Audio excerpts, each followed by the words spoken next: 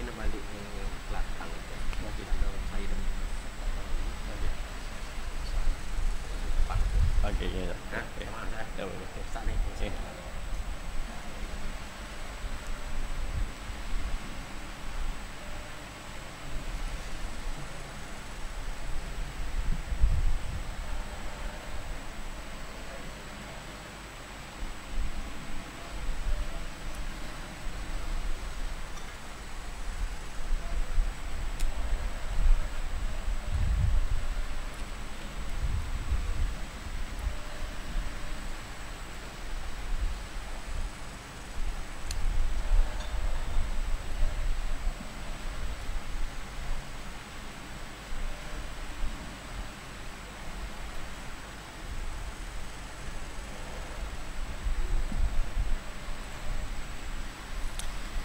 Bismillahirrahmanirrahim. Alhamdulillahirabbil alamin. Salatu wassalamu ala asyrafil anbiya'i wal mursalin wa ala alihi wa sahbihi ajma'in. Rabbi shrah li sadri wa yassir li amri wa hlul 'uqdatam min lisani yafqahu qawli. Subhanaka la ilma lana illa ma 'allamtana innaka antal alimul hakim. ولا حول ولا قوة إلا بالله العلي العظيم أما بعد السلام عليكم ورحمة الله وبركاته قال تعالى في الكتاب العزيز بدأ أعوذ بالله من الشيطان الرجيم وما خلقت الجن والإنس إلا ليعبدون ما أريد منهم من رزق وما أريد أن يطعمون Inna Allah huwa ar-razzaqu dzul quwwatil matin. Sadaqallahul azim. Maksudnya, dan ingatlah, aku tidak menciptakan jin dan manusia melainkan untuk mereka menyembah dan beribadat kepadaku, dan aku tidak sesekali menghendaki sebarang rezeki pemberian dari mereka, dan tidak menghendaki supaya mereka memberi makan kepadaku. Sesungguhnya Allah, dialah saja yang memberi rezeki kepada sekalian makhluknya. Dialah sahaja yang mempunyai kekuasaan yang tidak terhingga, lagi yang maha kuat kukuh kuasanya. Muslimin muslimat mati Allah Subhanahu wa taala, alhamdulillah, syukur pada Allah Subhanahu wa taala di atas ruang dan kesempatan yang Allah Subhanahu wa taala kurniakan kepada kita, maka dapat sama-sama kita menunaikan tanggungjawab dan juga kefarduan kepada Allah Subhanahu wa taala, dan juga kita merafakkan setinggi-tinggi kesyukuran kepada Allah Subhanahu wa taala di atas nikmat Islam dan juga iman yang Allah Subhanahu wa taala kurniakan kepada kita pada saat ini, yang menjadi sebab kepada diterimanya amalan kita dan juga menjadi tali penghubung kita antara Allah Subhanahu wa taala. Muslimin muslimat mati Allah Subhanahu wa taala.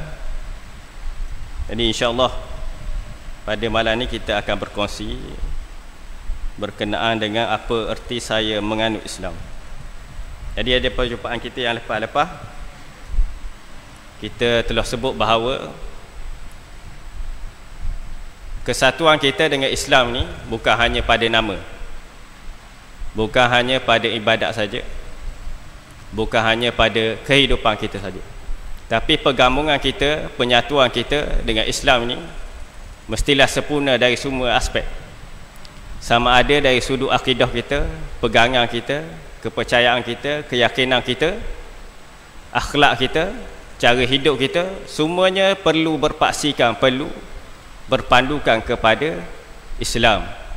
Dan juga cara mana kita nak mengetahui bahawa kehidupan kita ni, seluruh kehidupan kita adalah mengikut Islam, dan kita menjadikan Al-Quran dan juga sunnah Nabi SAW sebagai panduan dalam kehidupan kita.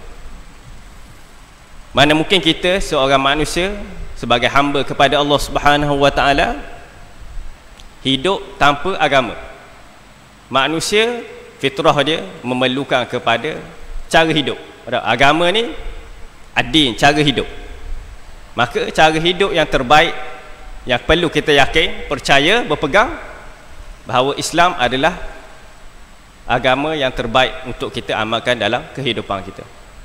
Sebab sesuai dengan fitrah kita, dengan jiwa kita, dengan apa yang Allah Subhanahu wa cipta kita ni, maka agama ni Allah Subhanahu wa taala bawa, beri Islam ni sesuai dengan diri manusia itu sendiri.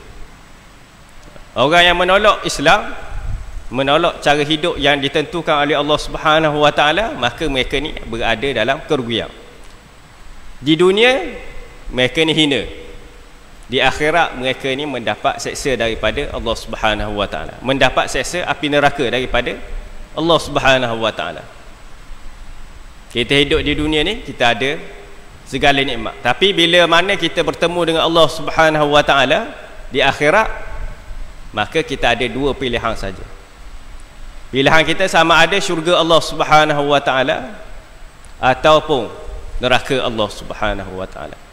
Satu nikmat yang kekal selama-lamanya syurga Allah, dan satu azab yang kekal selama-lamanya ialah neraka Allah Subhanahu wa taala. Jadi nak berpegang, nak menggabungkan diri kita, menyatukan diri kita dengan Islam ni, perlu kita ikut Al-Quran dan juga sunnah Nabi sallallahu alaihi wasallam.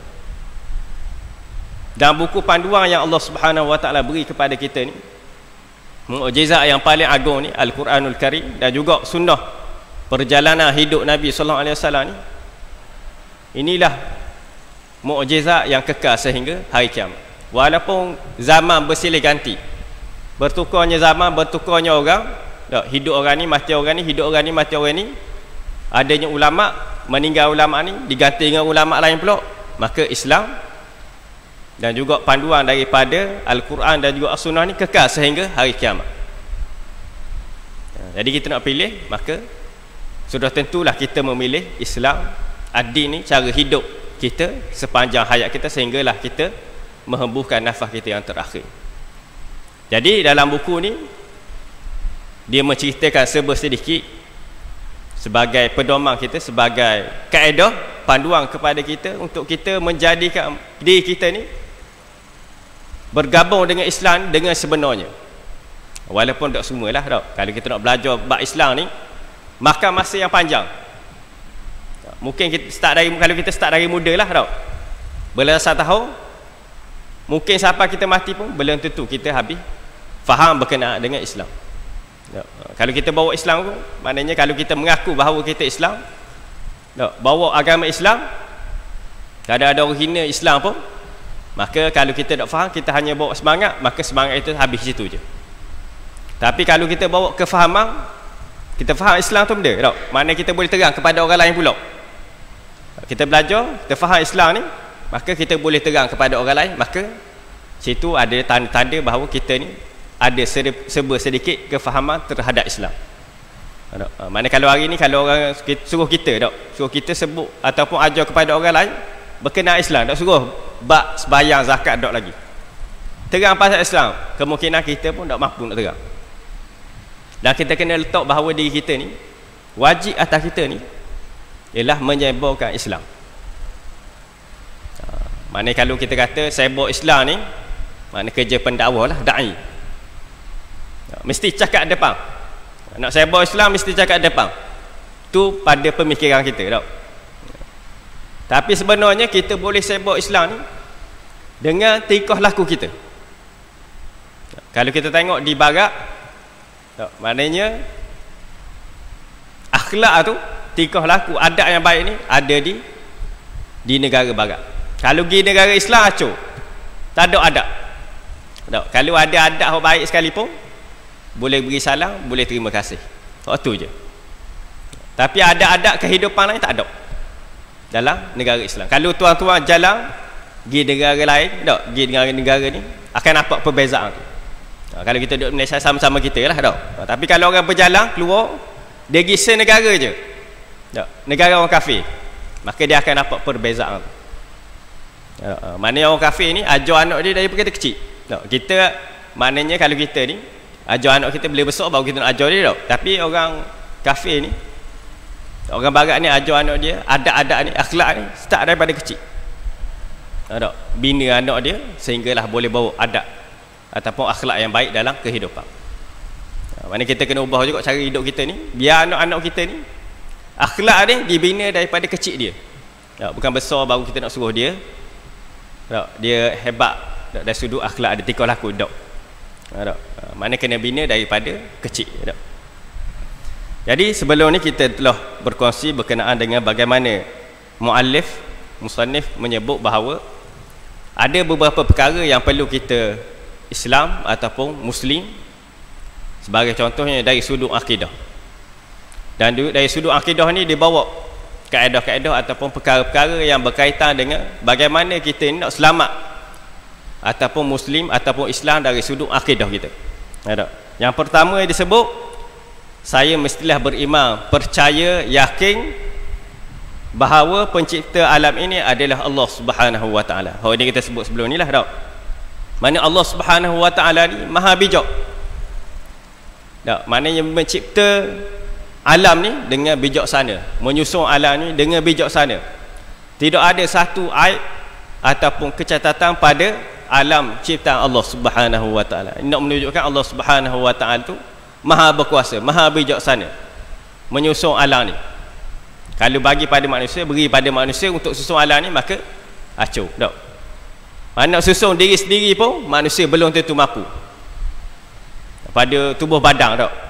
Maknanya kalau kita nak suruh doktor buat orang seorang tak mampu lagi.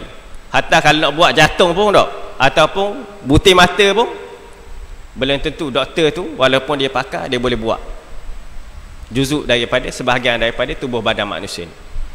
Jadi Allah Subhanahu wa taala merupakan pencipta yang paling berkuasa dan maha bijaksana.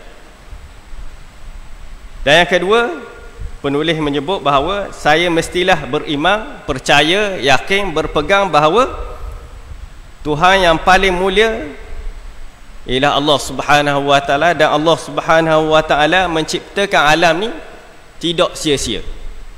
Jadi Allah Subhanahu wa taala buat alam ni, cipta alam ni, jadikan alam ni tidak sia-sia. Tak ada sikit pun daripada ciptaan Allah Subhanahu wa taala ni tidak ada faedahnya.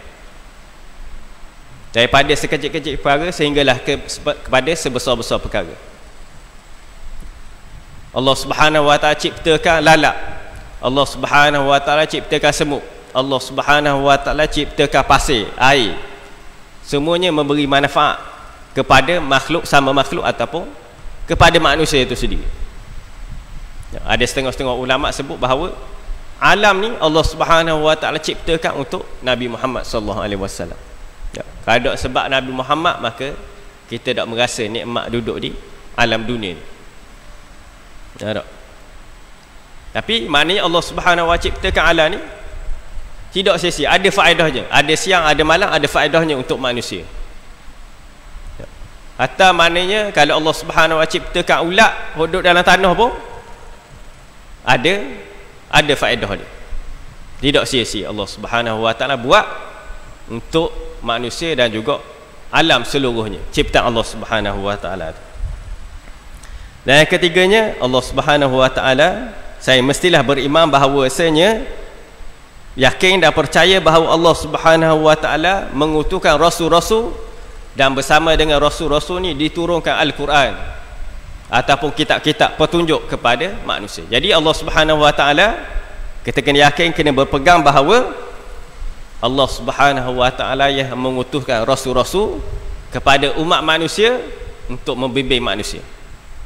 Sebab Al-Quran petunjuk, wahyu mari, Al-Quran sutir mari kita ni, kalau kita nak baca, nak faham, tak mampu akal kita.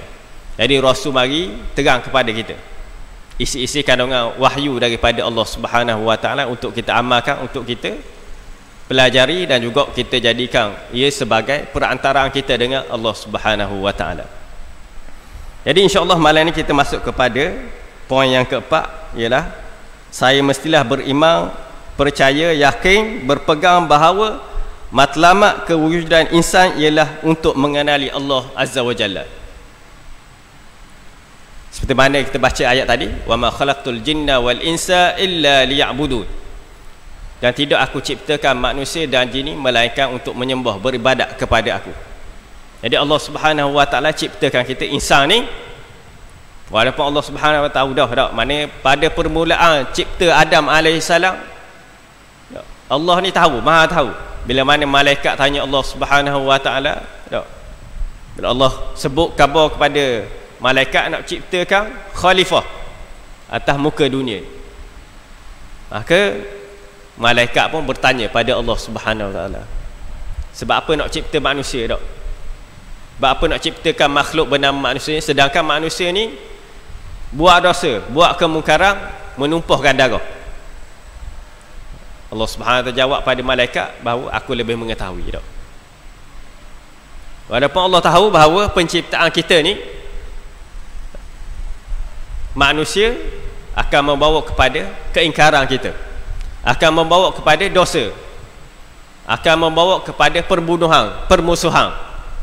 Tapi Allah Subhanahu wa taala cipta juga manusia sebab ada hikmah dia. Ya. Ada manusia, sebahagian manusia ikut Allah Subhanahu wa taala, ikut wahyu petunjuk daripada Allah Subhanahu wa taala, ikut Nabi Muhammad sallallahu alaihi wasallam. Dan ada juga sebahagian manusia yang membelakangi, meninggalkan Allah Subhanahu wa taala, melawan Allah Subhanahu wa taala, ingkar pada Allah Subhanahu wa taala. Itu dalam ilmu Allah Subhanahu wa taala. Tapi tugas utamanya ialah Allah Subhanahu wa taala ciptakan insan ni, ciptakan manusia ni tidak lain dan tidak bukan ialah untuk beribadat kepada Allah Subhanahu wa taala, sembah Allah Subhanahu wa taala. Kalau kita sebut sembah Allah Subhanahu wa taala ni, maknanya kalau ikut ayat ni, kalau kita ikut faham suti-suti ayat ni, maknanya hidup kita ni, sepanjang hidup kita ni 24 jam, maka kita kena sembah Allah Subhanahu wa taala, beribadat pada Allah Subhanahu wa taala. Tak mampu kita, tak mampu kita nak duduk di tikar sembahyang 24 jam. Jadi macam mana kita nak buat supaya hidup kita ni jadi ibadat kepada Allah Subhanahu wa taala? Mana nak jadikan 24 jam kita tu, maknanya tak perlulah, maknanya kita duduk di tikar sembahyang 24 jam. Macam mana kita nak jadikan kehidupan kita ni ibadat kepada Allah Subhanahu wa taala? Cara ini mudah saja tak? Maknanya cara paling mudah, paling simple ialah niat kita.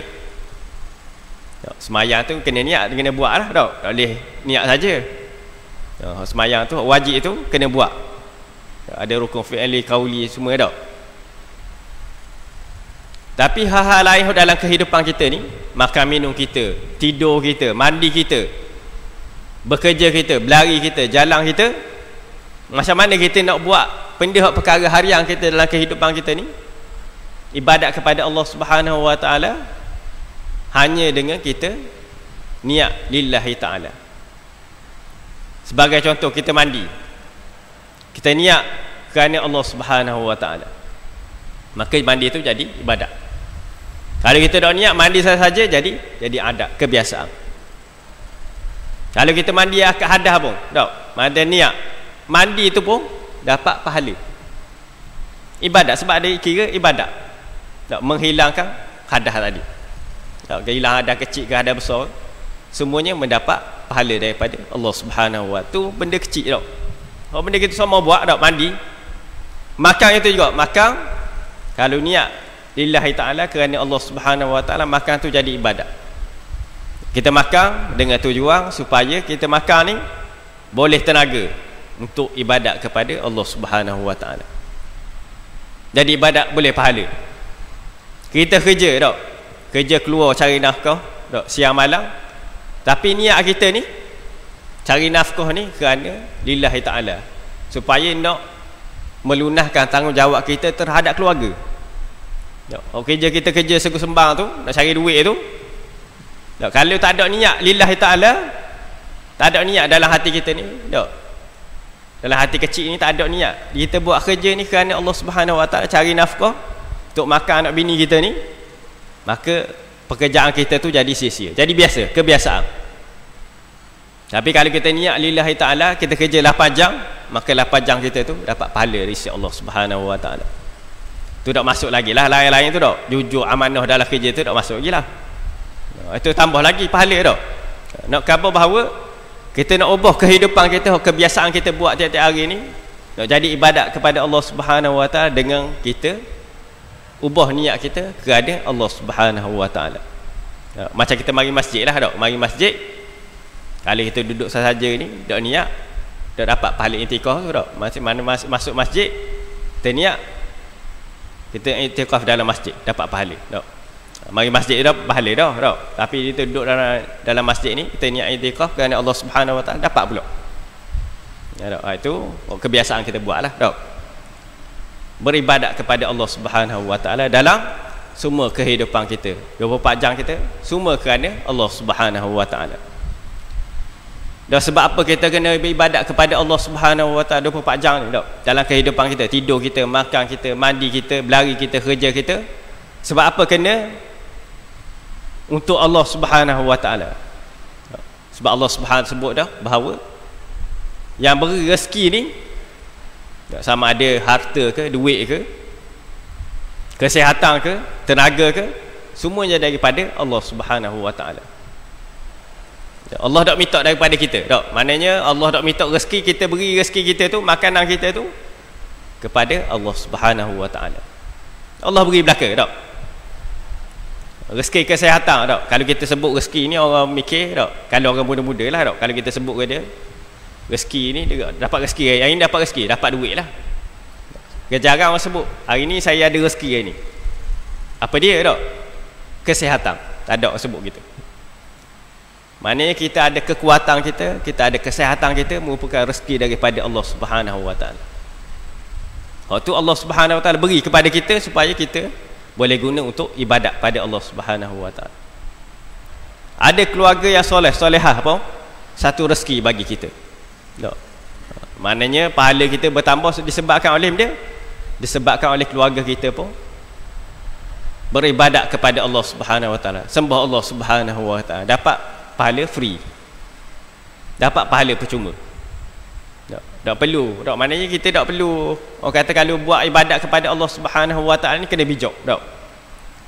Jadikan kehidupan kita, orang sekeliling kita ni supaya buat kebaikan. Kalau kita buat kebaikan, orang lain ikut, maka kita dapat pahala. Kita tak buat apa kebaikan tu tak. Kita beri contoh, kita beri nasihat ke orang tak.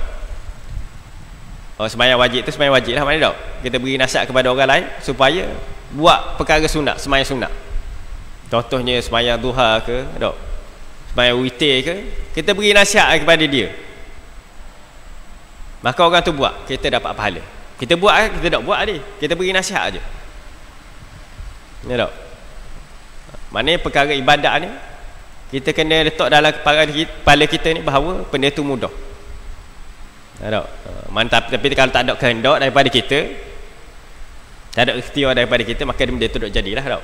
Maknanya perkara ibadat ni sebab Allah Subhanahu Wa Taala beri rezeki pada kita, lepaskan rezeki dalam hati kita, petunjuk, kemudahan, perasaan nak tu, kita boleh buat ibadat, buat kebaikan. Kalau Allah Subhanahu Wa Taala tak jetik hati kita tak? Mana kita tak sabar, hari ni pun tak sabar dah masjid tak? Allah dah kata Allah tak jetik hati kita ini tak, mungkin kita lalu saja tak? Tak sabar kita ke masjid ni sebab rezeki daripada Allah Subhanahu Wa Taala tadi beri kita Islam, iman, maka kita boleh menjalankan ibadat kepada Allah Subhanahu Wa Taala. Jadi kehidupan kita ni mesti kita tumpukan, fokuskan kepada ibadat kepada Allah Subhanahu Wa Taala, daripada sekecil-kecil perkara, tidur kita, makan kita, minum kita, mandi kita, bekerja kita kerana Allah Subhanahu Wa Taala. Dan yang kelimanya, penulis pengarang menyebut, saya mestilah beriman, percaya, yakin, berpegang bahawa ganjaran ataupun balasan bagi orang mukmin kepada Allah Subhanahu Wa Taala ialah syurga, manakala balasan ke atas orang kafir lagi derhaka ialah api neraka Allah Subhanahu Wa Taala. Berdasarkan kepada firman Allah Subhanahu Wa Taala, fariqum fil jannah wa fariqum fis sa'ir, sebahagian sepuak sekumpulan masuk syurga dan sepuak lagi, sekumpulan lagi masuk neraka.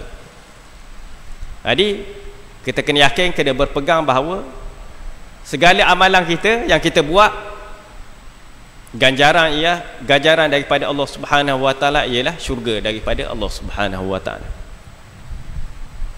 Setiap perkara baik yang kita buat akan dibalas oleh Allah Subhanahu Wa Taala. Itu keyakinan kita. Kena yakin. Benda perkara kebaikan kita buat amal soleh yang kita buat, pekerja kebaikan, perkara kebaikan ni mesti ada balasan daripada Allah Subhanahu Wa Taala. Walaupun kita buat baik kepada orang lain, tak, beban dalam hati kecil kita ni, kita nak kalau kita buat baik kepada orang lain, nak supaya orang tu balas balik kebaikan kita. Itu ada nafi lah, tak? Dalam hati manusia masing-masing gitu, tak?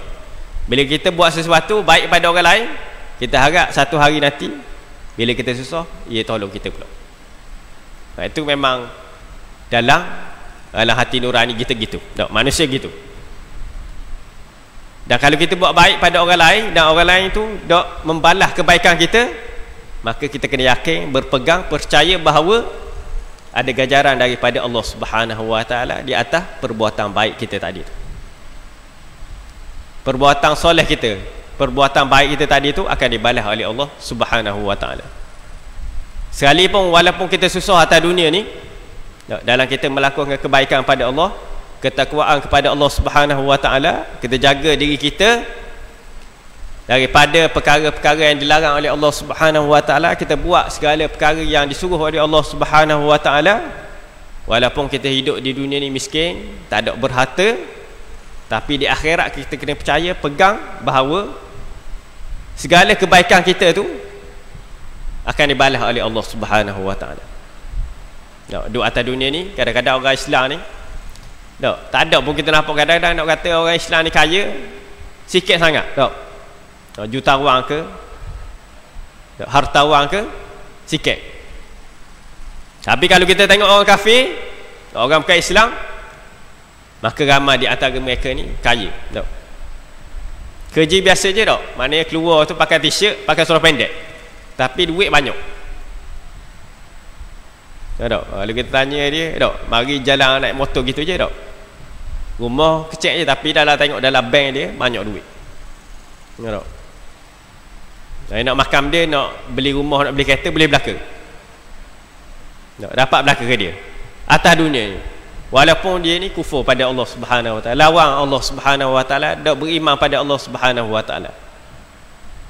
Kehidupan dia, tak? Kehidupan orang kafir yang kufur pada Allah Subhanahu Wa Taala, yang lawang Allah Subhanahu Wa Taala, walaupun hidup dia atas dunia ni mewah, Allah Subhanahu Wa Taala beri belaka kelebihan pada dia, tapi di akhiratnya orang yang kafir, yang kufur, derhaka pada Allah Subhanahu Wa Taala, maka balasannya lah api neraka Allah Subhanahu Wa Taala. Mana kita tak boleh buat perbandingan lah, maknanya tak? Kita Islam, sebab kita Islam jadi miskin, tak? Sebab dia kafir, lawan Allah, dia kaya. Itu nak tukar lah, jadi kafir tak lah, kaya. Tak? Mana kekayaan yang kita ada tu, tak? Kalau kita ada lah, kita tukar agama kita, tak? Dapat kekayaan, maka kekayaan tu sementara daripada Allah Subhanahu Wa Taala. Allah beri, tak? Hatta orang miskin pun, tak? Kafir pun, kafir tapi miskin, tak? Allah Subhanahu Wa Taala beri lagi, tak? Boleh makan, boleh minum, boleh seduh udara lagi, tak? Kalau ikutkan, maknanya tak layak lah, tak? Kita ada pekerja, tak? Kita bayar gaji dia, tapi tak buat kerja, tapi kita simpan kerja tu, kita bayar lagi, tak ada guna, tak ada mana lah. Tapi kalau kita ada pekerja, kita bayar sikit pun dia buat kerja dia, kita rasa balu lah, maknanya kita bayar tu setimpal dengan kerja dia buat, bahkan dia buat lebih lagi. Kita atas dunia pun gitu juga, maknanya walaupun kita miskin, tidak berharta, tak? Nikmat Allah Subhanahu Wa Taala beri tu biasa-biasa je, tak? Kita boleh hidup. Maka benda tu Allah Subhanahu Wa Taala tentukan yang terbaik dah bagi diri kita. Dan kita kena ingat bahawa walaupun nikmat atas dunia ni berbeza antara orang Islam, orang yang beriman, dengan orang yang kufur, tapi di akhirat lagi, tak? Maknanya masing-masing akan mendapat balasan. Mana orang Islam, orang yang beriman, orang mukmin akan mendapat balasan syurga, dan nikmat syurga tu akan kekal selama-lama. Mana dia masuk syurga, maka duduk dalam syurga tu kekal buat selama-lama. Selagi mana ada syurga tu, Allah Subhanahu Wa Taala tetapkan ada syurga situ, maka nikmat yang dia boleh dalam syurga Allah Subhanahu Wa Taala tu selama-lama. Tak kira lah dia duduk dia ni syurga paling bawah sekali pun ke paling atas sekali pun, mana nikmat tu akan kekal. Bagi orang kufur, kafir, maka azab api neraka ni akan kekal selama-lama. Negeri akhirat ni negeri yang kekal selama-lamanya. Jadi kalau kita dapat nikmat tu kekal buat selama-lamanya, dan juga kalau kita dapat azab tu kekal sehingga selama-lamanya. Kecuali kalau orang Islam tu buat dosa dan dibalas dengan api neraka, maka walaupun dia ada iman dalam hati dia sekecil zarah pun, maka bila mana habis dah hukuman dalam api neraka, maka akan masuk juga dalam syurga. Itu mana walaupun Islam tu maknanya sikit je ada dalam diri dia, sebesar zarah dia, akhirnya dia boleh rasa juga nikmat syurga. Berbanding orang yang kafir, yang kufur ni, tak ada keimanan dalam diri dia, tak boleh rasa nikmat syurga Allah Subhanahu Wa Taala. Boleh rasa nikmat atas dunia lah, kesenangan atas dunia. Nikmat di syurga tak boleh rasa. Haram bagi dia merasai nikmat dalam syurga. Orang yang keluar daripada syurga, keluar daripada neraka, nak masuk ke syurga ni, keluar daripada neraka, dia rasa satu nikmat dah. Maknanya 24 jam kena, kita kata 24 jam lah, sehari kena azab dengan Allah Subhanahu Wa Taala, kena hukuman, kena minum besi panah ke, besi panah cahaya tu ke, makan buah zakung ke. Maknanya bila boleh keluar daripada neraka, daripada azab tu pun satu nikmat dah. Tak masuk syurga lagi. Kita cerita orang baru lepas keluar daripada neraka, dah masuk syurga lagi, rasa nikmat dah. Tengok syurga dari jauh pun satu nikmat dah. Tak sampai lagi, tak masuk lagi dalam syurga pun satu nikmat. Jadi kita kena yakin, percaya, berpegang bahawa segala amal kebaikan kita ni di dunia akan dibalas oleh Allah Subhanahu Wa Taala dengan ganjaran syurga daripada Allah Subhanahu Wa Taala. Juga orang yang kufur, yang kafir, yang ingkar dengan perintah Allah Subhanahu Wa Taala, langgar perintah Allah Subhanahu Wa Taala, maka mereka ni diberi balasan oleh Allah Subhanahu Wa Taala berbentuk balasan api neraka Allah Subhanahu Wa Taala. Yang keenamnya, penulis menyebut, saya mestilah beriman, percaya, yakin, berpegang bahawa sekalian manusia melakukan kebaikan dan kejahatan dengan pilihan dan kehendak mereka sendiri. Namun demikian, kebaikan yang dilakukan itu tidaklah berlaku melainkan dengan taufik dan inayah dari Allah. Manakala amalan jahat pula tidaklah merupakan paksaan dari Allah, tetapi ia termasuk dalam batasan keizinan dan kehendaknya. Jadi Allah Subhanahu Wa Taala, kita setiap manusia kita ni, setiap orang daripada kita ni diberi pilihan oleh Allah Subhanahu Wa Taala. Diberi ilham, ditunjuk. Maknanya boleh pilih antara dua, jahat dan juga baik. Dan hebatnya manusia ni, Allah Subhanahu Wa Taala cipta, dia ada akal. Berbanding dengan binatang, dengan makhluk lain, tumbuh-tumbuhan tak ada akal. Binatang mungkin ada otak, tapi tak ada akal. Akal ni fungsi dia apa? Untuk membezakan antara baik dan juga buruk. Nak membezakan di antara dosa dan juga pahala. Membezakan antara neraka dan juga syurga. Nah, kalau kita ada pedoman gitu, maka selamat hidup kita. Jadi kebaikan, kejahatan ni kita buat disebabkan oleh pilihan daripada kita sendiri. Dan kita kena letak satu perkara lagi, bahawa kebaikan dan juga kejahatan yang kita buat ni, dosa yang kita buat, pahala dan juga dosa yang kita buat ni, ialah dengan izin Allah Subhanahu Wa Taala. Kalau kita buat baik pun dengan izin daripada Allah Subhanahu Wa Taala. Dan Allah beri ilham, buruk, baik, maka kita pilih baik. Nak buat baik itu pun perlu kepada keizinan daripada Allah Subhanahu Wa Taala.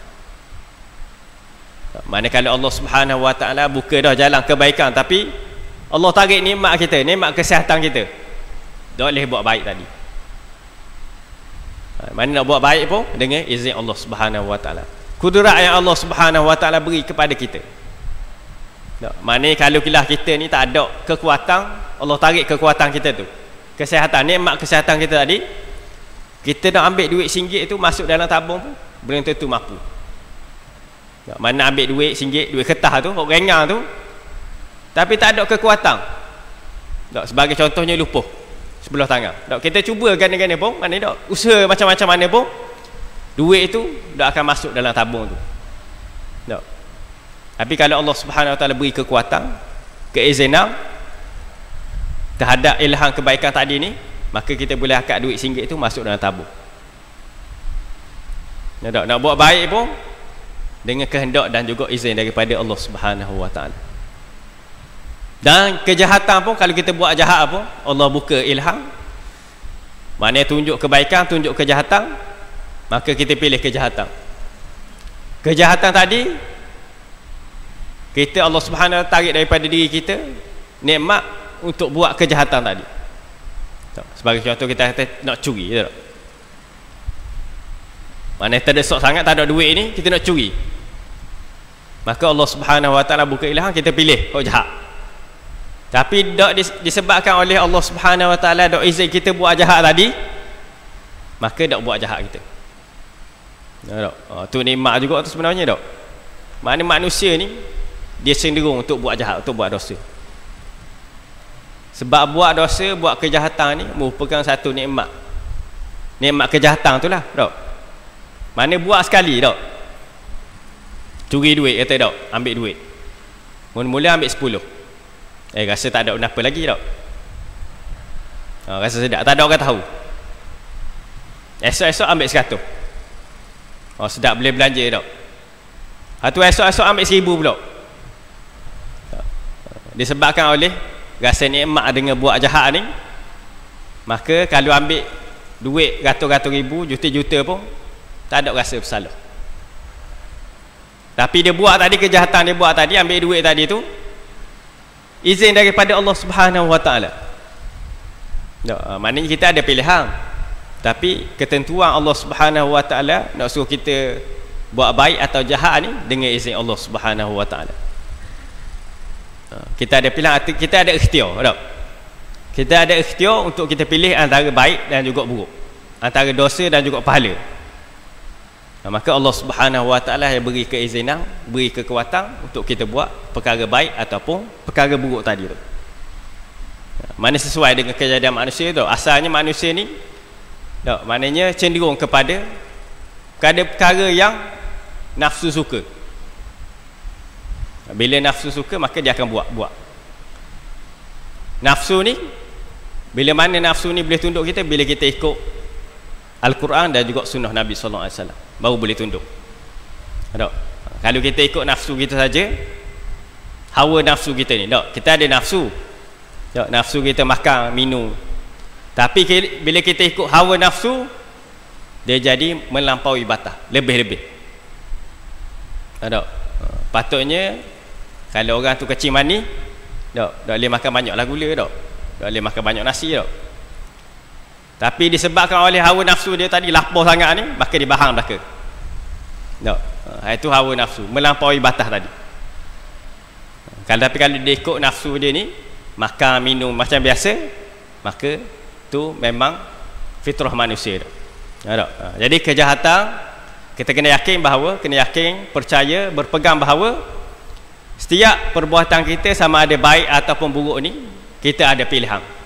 Tapi yang menentukan bahawa pilihan tu ialah Allah Subhanahu Wa Taala. Kejahatan, buat kejahatan dengan izin Allah Subhanahu Wa Taala, dan buat kebaikan pun dengan izin daripada Allah Subhanahu Wa Taala. Dan ketujuhnya, penulis menyebut,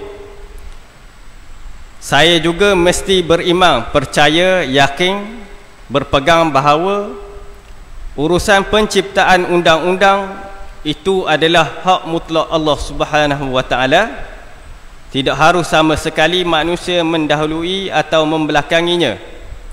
Apa yang dibolehkan ialah ilmuwan Islam atau para ulama berijtihad mengeluarkan hukum-hukum nas syariat dalam batas-batas yang diizinkan. Jadi penulis menyebut bahawa kita kena yakin, berpegang, percaya bahawa urusan penciptaan undang-undang, hukum yang Allah Subhanahu wa taala tetapkan ni adalah hak mutlak daripada Allah Subhanahu wa taala.